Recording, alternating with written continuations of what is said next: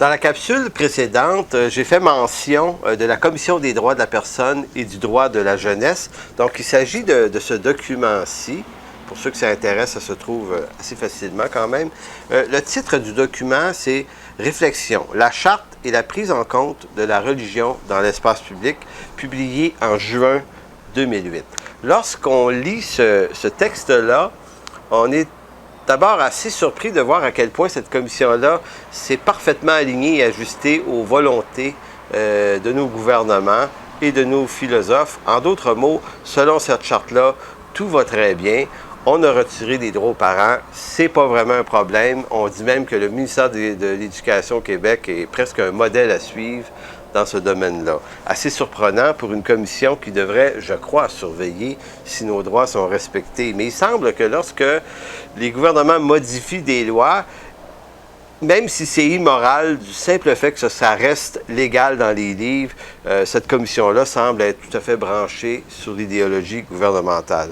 Alors voici un texte de la page 24 qui mentionne l'un des défis pour l'enseignant du cours ECR, évidemment, à cet égard, sera de demeurer neutre vis-à-vis des croyances religieuses qu'il présentera en classe. Donc, le défi de l'enseignant, c'est de demeurer neutre. Alors, c'est ce qu'ils affirment ici, mais cependant, tout en relevant, lorsque applicable, les contradictions possibles entre certaines de ces croyances religieuses et les principes et valeurs de la charte. Ce que le texte essaie de nous dire ici, c'est que l'enseignant va demeurer neutre tant et aussi longtemps qu'il ne se rendra pas compte que le sujet amené soit par les manuels scolaires ou soit les appartenances religieuses des enfants de la classe, s'il y aurait des croyances dans ça qui sembleraient aux yeux du professeur pas tout à fait légitimes et alignées à la Charte québécoise, alors là, il doit intervenir et là, il doit user de son influence de professeur. Donc, en disant qu'il est neutre, on dit dans la même phrase, au fond, il l'est jusqu'à un certain point seulement. Au fond, ce qu'on demande aux professeurs, c'est d'être des agents de l'État qui doivent conduire l'enfant, être un parfait robot aligné sur les lois de l'État. Maintenant, vous pouvez dire, oui, mais quel est le problème que d'amener les enfants à vouloir respecter les chartes et les lois, c'est bien. Oui, sauf que le problème, c'est que le gouvernement ici s'arroge par ses chartes et ses lois le droit de décider de ce qui est bien et de ce qui est mal selon son avis à lui. Alors, qu'est-ce qui lui dit qu'il a raison? Et en quoi le professeur a-t-il la légitimité de s'insérer dans ce débat-là et d'influencer des enfants de 6, 7, 8, 9 ans en montant sur ces questions-là? Je ne sais pas si vous me suivez, mais on est dans quelque chose de pas tout à fait très bien. Le texte continue. Une des pistes envisagées à cet effet serait pour l'enseignant de cultiver chez les élèves une capacité à poser un regard critique sur les différentes expressions du phénomène religieux sans pour autant laisser transparaître ses opinions personnelles. En d'autres mots, on veut vraiment que le professeur amène l'enfant à critiquer ses croyances, ses appartenances, qu'elles soient ethniques ou religieuses. Donc, on incite les enfants à se mettre en état conflictuel avec leur propre famille. Il dit à cet égard, la commission estime que le MELS montre l'une des voies à suivre lorsqu'il souligne que l'approche à privilégier à cette fin consiste à utiliser l'art du questionnement pour amener les élèves à apprendre à penser par eux-mêmes. Ainsi, en posant les bonnes questions, les enseignants seront en mesure d'inciter. Inciter veut dire pousser dans une direction. Donc, d'inciter les jeunes à soumettre à la critique les diverses représentations religieuses ou autres présentées et discutées en classe. Donc, on suggère que les enfants, par l'aide de l'incitation des enseignants, soient amenés à poser un regard à la fois qui soit critique et à la fois à développer la pensée par eux-mêmes. J'aimerais vous suggérer que ce n'est pas tout à fait exact. D'abord, le regard critique, c'est la mise en place d'un état conflictuel sur le plan des idées entre l'enfant et son milieu d'appartenance. C'est déjà pas très bien comme idée. Et le deuxième problème que ça pose ici, c'est que l'enfant n'est pas amené à penser par lui-même. Tout ça est faux ici. Il est amené à penser selon l'État. Et ça, c'est pas par lui-même. Donc, le professeur doit laisser croire à l'enfant qu'en adaptant ses croyances sur les convictions des chartes et des lois de l'État qui ne sont pas nécessairement justes, ainsi l'enfant penserait par lui-même. Si vous pensez que tout ça est vrai, alors curieuse de réflexion. Dans le même document, à la page 6, et là on a l'impression d'entrer un peu dans un jeu de contradictions étranges, le même document prétend pourtant que l'État n'est pas en mesure d'agir comme arbitre des dogmes religieux. Il ne devrait pas le devenir, pas plus qu'il ne peut ou devrait s'en remettre à des autorités religieuses ou à des experts pour apprécier et évaluer la conformité de telle ou telle croyance avec une orthodoxie reconnue. Évidemment, ici, on parle peut-être plus de la nature des trucs qui pourraient se passer devant les tribunaux.